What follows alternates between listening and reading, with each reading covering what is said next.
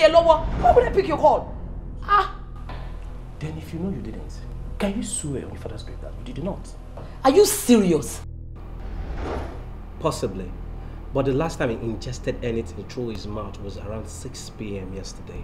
But how does that kind of a lady strangle that kind of a man?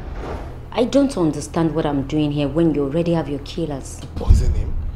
Why would she still come back and strangle him? Ifaa. The only woman that cheerfully gives that confidence.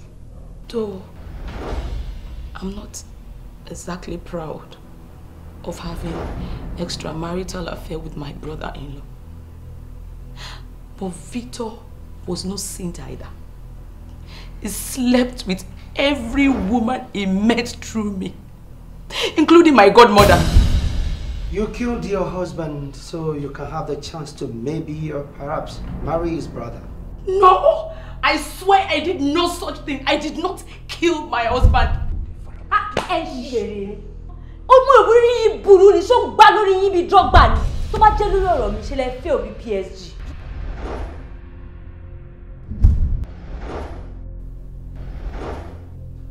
I don't know what happened, sir. What do you mean you don't know what happened? Something you hope we never find.